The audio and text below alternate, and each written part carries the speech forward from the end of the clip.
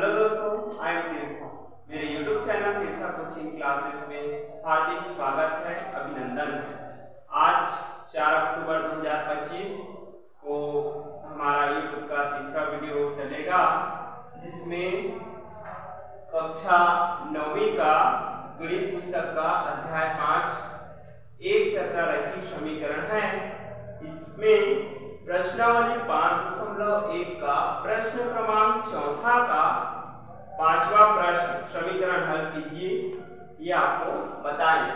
हमारे पास प्रश्न दिया गया है, तो देखते रहिए, मुस्कुराते रहिए और हमारे अपना YouTube चैनल पर जुड़े रहिए। समीकरण हल कीजिए। m minus m 1/2 is equal to 1 minus m 2/3। इसे हम आपको हल करके बताएंगे, तो देखते रहिएगा। यहाँ हम हल करेंगे और लिखेंगे दिया गया समीकरण है, ऐसे लिख लेंगे। जो दिया है उसको पूरा पेस्ट मार दो इसको यहाँ पर। m minus m minus 1/2 is equal to 1 minus m minus 2/3। ये जो है लेफ्ट हैंड साइड है और ये है राइट हैंड साइड, ठीक है। ये लेफ्ट हैंड साइड, ये राइट हैंड साइड। इसी को बायां पक्ष भी बोला जाता है, बायां पक्ष। इसको बोला जाता है दायां पक्ष। समझ में आ गया ये। उसके बाद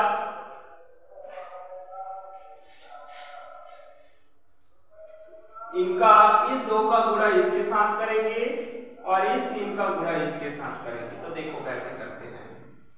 m गुणा 2, यहाँ पर माइनस है ना, इस माइनस को लिख दो। लिखने के बाद ये m है, m लिखना, ये वाला माइनस और ये वाला माइनस का गुणा कर दो, तो ये हो जाएगा प्लस, और यहाँ पर 1 का 1 लिखो। अपान ये कितना है, ये 2। ठीक ऐसे इधर भी करना है। लेफ्ट हैंड साइड पर 1 का गुणा 3 के साथ करे, माइनस का माइनस लगा दे, फिर ये जो m है फिर m लिख दो, ये वाला माइनस और ये वाला माइनस का गुणा कर दो आप, तो ये हो जाएगा प्लस, और ये 2 का 2 लिख दो, बट्टा में 3 है तो 3 लिख दो। ये आपको मैं समझाने के लिए लिखा, ठीक है, आपको नहीं बनाना है ऐसा, ठीक है। तो इस प्रकार से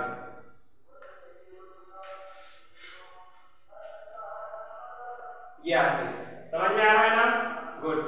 तो m का 2 के साथ गुणा करने पर 2m माइनस m प्लस 1 आ जाएगा।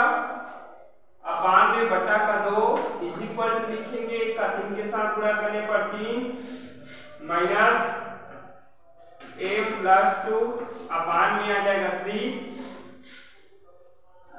फिर 2m से आप 1 को घटा दो यार, या फिर मैं इसी को ऐसे लिख सकता हूँ 2m minus m plus 1/2 is equal to 3। ये प्लस 2 को लिख दो, ये माइनस 2 को जमा दो यार सीक्वेंस में, कोई दिक्कत ना रहे, ये 3 आ जाएगा। यहां तक समझ में आ गया, वेरी गुड। आपको ध्यान देते रहना है, ठीक है।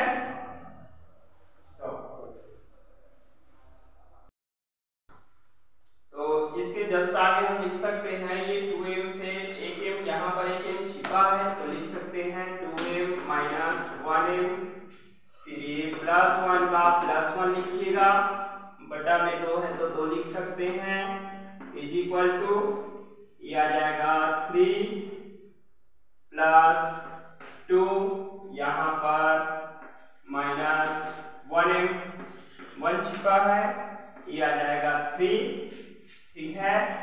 अब ये 2 का m के साथ अगर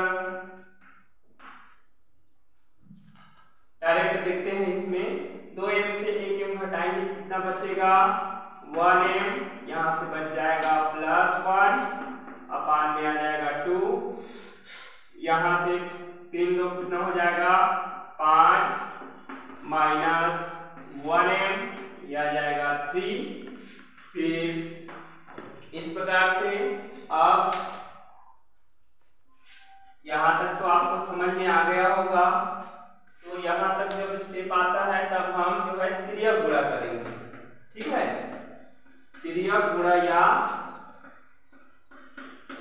फिर वज्र गुणा। देखिए तिर्यक गुणा को ही वज्र गुणा कहा जाता है, वही हम यहाँ पर करेंगे। तिर्यक गुणा या वज्र गुणा करने पर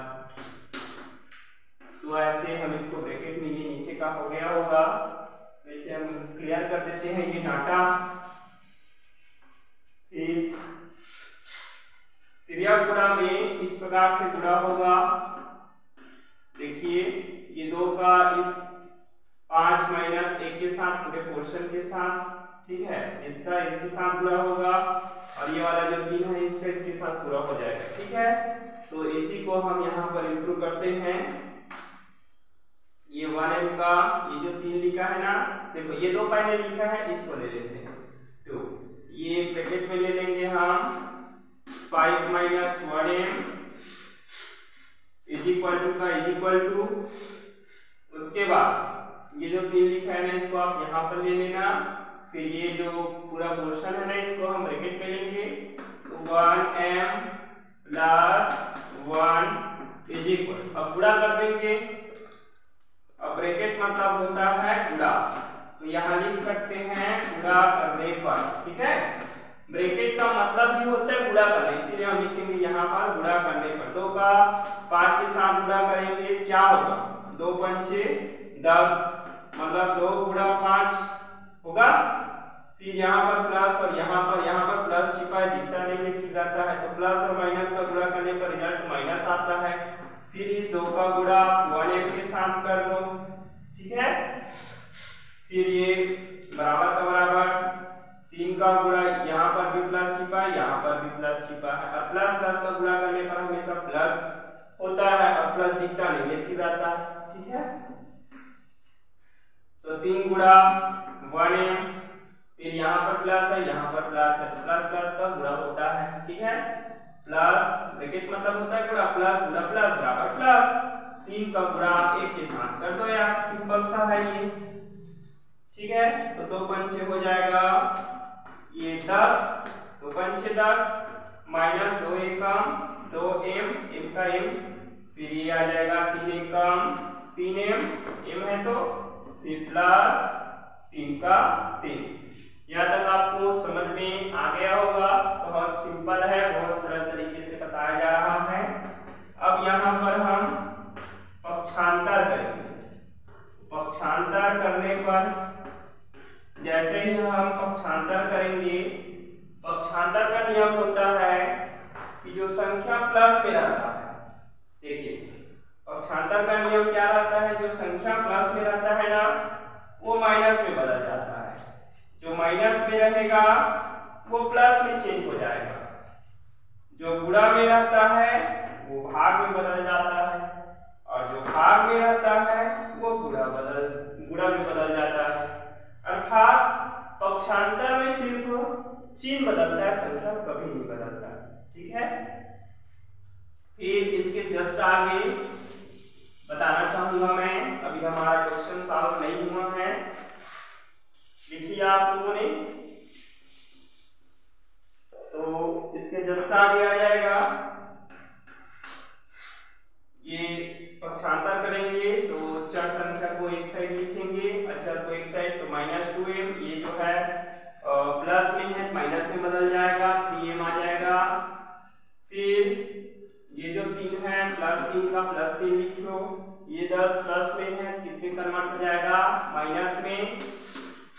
फिर माइनस माइनस होता है तो माइनस ही हो जाएगा, लेकिन जुड़ जाता है, तो 3 और 2 कितना हो जाएगा 5m, है ना, 3 2 5, 3 + 2 = 5m यहाँ पर है। फिर ये प्लस माइनस घटता है अपोजिट साइड में, तो -7 आ जाएगा यहाँ पर। देख सकते हैं कि दोनों पक्षों में दोनों पक्षों में माइनस माइनस जो है सेम साइन लिखा है, नीचे का साइड तक आप लोगों ने लिख लिया होगा, तो देन इसे हम क्लियर कर देते हैं। फिर माइनस और माइनस इस प्रकार से देखिए, ये -5m, ये माइनस, दोनों पक्षों में माइनस दिख गया तो काट दो। जैसे ही कटेगा ये माइनस, सिर्फ हमारे पास 5m बच जाएगा और ये 7। फिर से अब 5 का m के साथ गुणा कर दे, क्योंकि दोनों के मध्य में गुणा का साइन छिपा है और पहले जो है प्लस का साइन छिपा है, दिखता नहीं लेकिन रहता है, और मध्य में गुणा का साइन, तो इसीलिए ये 7।